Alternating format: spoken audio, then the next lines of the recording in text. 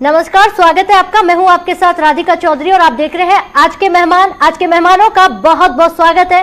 हमारे साथ आज राजस्थान के वो मेहमान जुड़ने वाले हैं जो बेजुबानों के रक्षक हैं। जी हाँ, बिल्कुल, समाज में तत्पर रहकर बेजुबानों के लिए काम करना, गायों के लिए काम करना और काम भी इस हद से करना कि देखकर हर कोई हैरान हो जाए। उन्होंने जीवन में जब से होश संभाला है गायों के लिए काम किया है और लगातार बेजुबानों को जहां पर काटा जाता है, गाय को जहां काटा जाता है, गायों को जहां गौ माता मानना है, उसको लेकर वो लगातार प्रयास कर रहे हैं और इसे बहुत बड़ी भूमिका में, यूं कहें एक बहुत बड़ी भूमिका निभाते हुए राजस्थान में एक बहुत बड़ी पहल करते हुए काम कर रहे हैं। बहुत बहुत स्वागत है। एसएस टाइगर हमारे साथ जुड़ गए हैं, समाज सेवक। बहुत स्वागत के साथ सीधा कहूंगी कि राजस्थान में जब गोरक्षक की बात आ जाती है और गायों के लिए जब बात करते हैं या फिर बेजुबानों के लिए किसी का नाम लिया जाता है तो वो एसएस टाइगर का लिया जाता है। वो टाइगर जो तमाम बार जेल जा चुके हैं, कितनी बार गोलियां खा चुके हैं, कितनी बार लोगों के हाथों पिट चुके हैं, लेकिन ये काम नहीं छोड़ना है। सवाल ये है कि जब इतना अच्छा काम कर रहे हैं, गायों को बचाना है, उन जो माफियाई है जो ये काम कर रहे हैं उन्हें रोकना है, तो ये इतनी सारी घटनाओं के बीच सपोर्टर कितने लोग हैं आपके? क्योंकि अकेले एसएस टाइगर इतनी बड़ी मुहिम नहीं चला सकते। नमस्कार, सबसे पहले तो मैं बहुत बहुत धन्यवाद दूंगा आपके चैनल को, क्योंकि ऐसी चीज हर कोई उठाने की हिम्मत नहीं करता।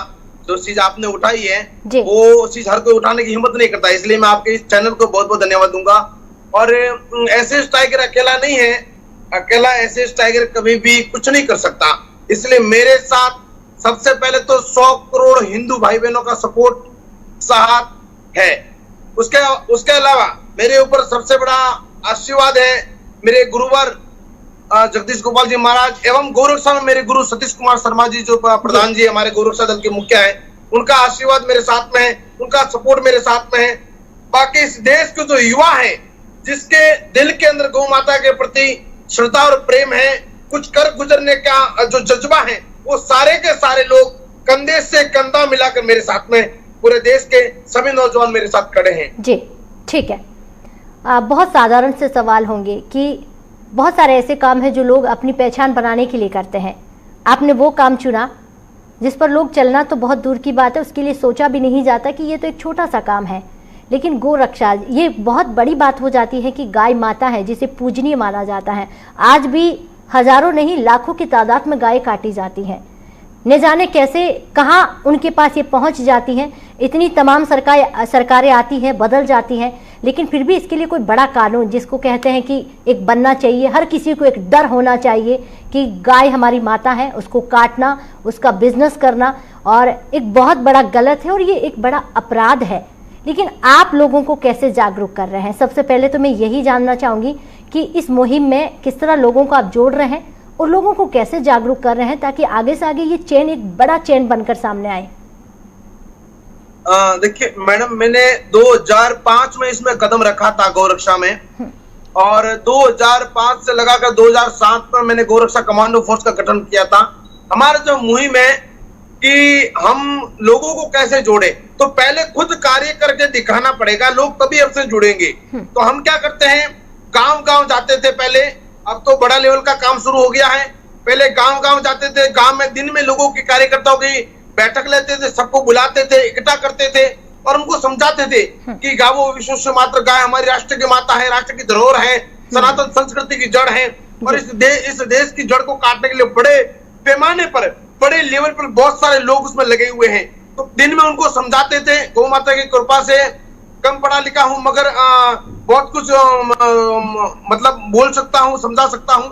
और उसी टीम को, उसमें से 10, 12, 20 लड़कों की टीम तैयार करके रात को उसी गांव में उनको सड़कों पर, रोड पे ले जाते थे, गाड़ियां चेक करते थे।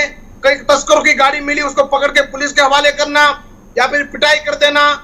और दिन में कई गाय अगर एक सवाल मुझे याद आ रहा है कि गाड़ियों को पुलिस के हवाले कर देना। कई ऐसी गाड़ियां हैं जिन तस्करों को आपने पकड़ा है, जिन लोगों का आपने धर दबोचा है, उन लोगों को पुलिस के हवाले करना। कितनी भूमिका यहाँ पर पुलिस की और खाकी की बनी हुई है? कितना सपोर्ट खाकी की तरफ से मिल रहा है?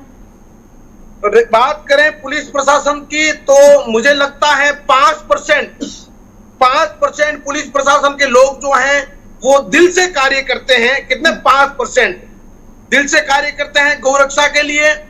और उन कसाईयों को उचित कलम लगाकर उनको दंड देने का पूरी प्रक्रिया पूरी करते हैं। परंतु उसमें बहुत सारे ऐसे लोग हैं जो मैंने कई बार देखा, जब गाड़ी की इंफॉर्मेशन आती है, हम प्रशासन वालों को जब खबर देते हैं, वो गाड़ी रास्ते से गायब हो जाती है, वो गाड़ी रास्ते से गायब हो जाती है। तो कहीं न कहीं मुझे ऐसा लगता है कि खाकी का भी उसमें कहीं के रोल है।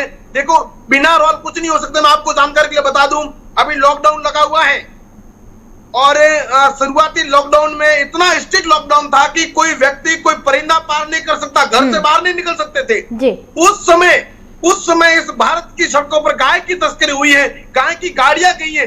जब कोई गाड़ी नहीं जा सकती, मोटरसाइकिल नहीं जा सकता, इंसान नहीं जा सकता, तो ये इतनी भारी मात्रा में गोवंश भर के कैसे जा सकते हैं? तो कहीं न कहीं ऐसे लोग, वर्दी वाले लोग भी मिले हुए उसमें छाट काट करके, तभी जाके ये पॉसिबल होता है। बाकी कुछ पुलिस वाले अच्छे हैं जो इस काम में हमें सपोर्ट करते हैं।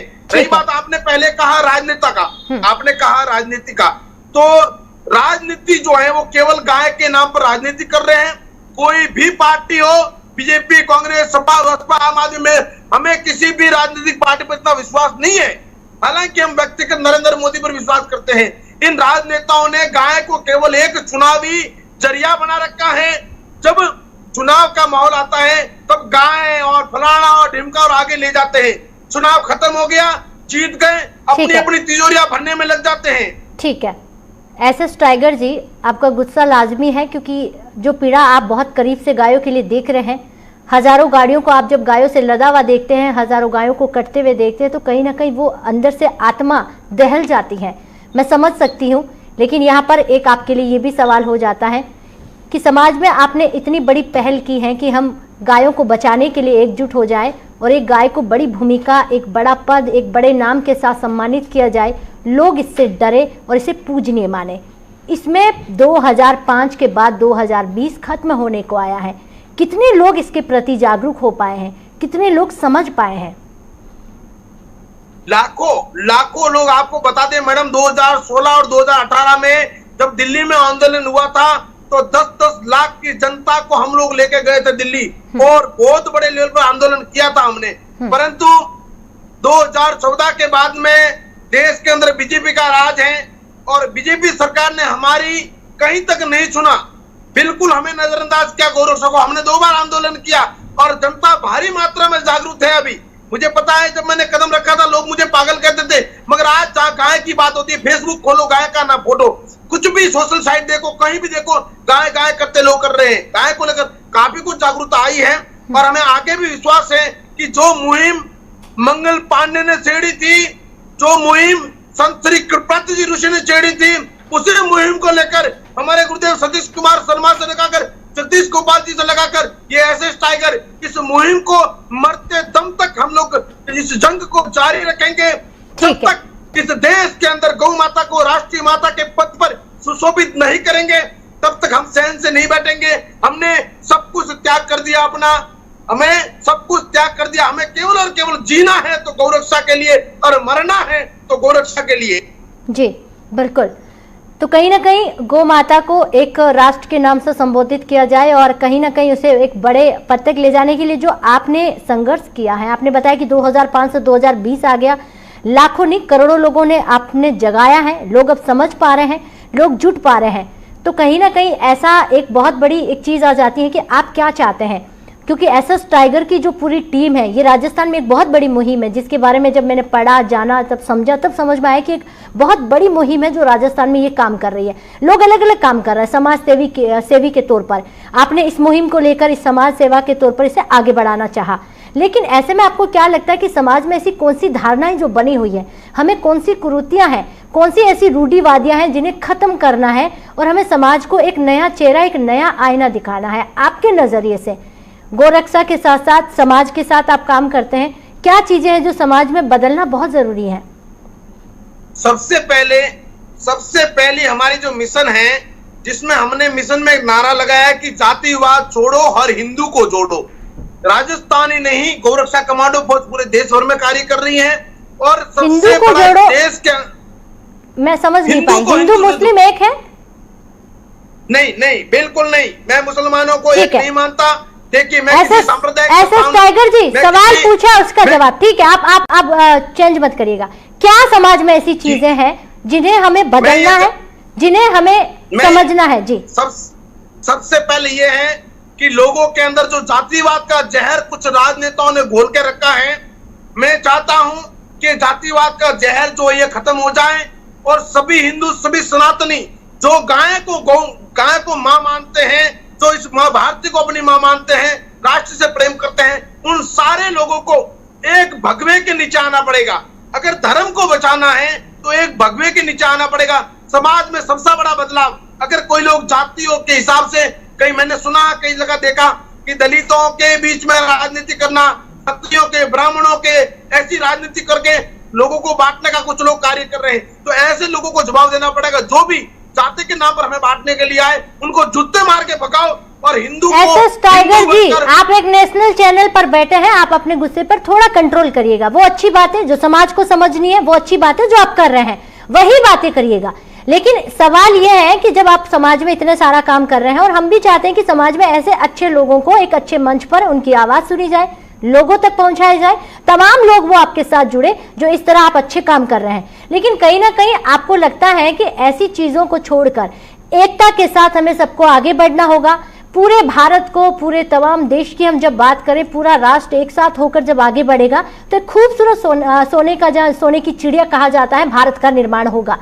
सवाल ये है, आपको लगता है कि जिस मुहिम को आपने छेड़ा है, इसे किस मुकाम तक लोगों का सपोर्ट मिल रहा है?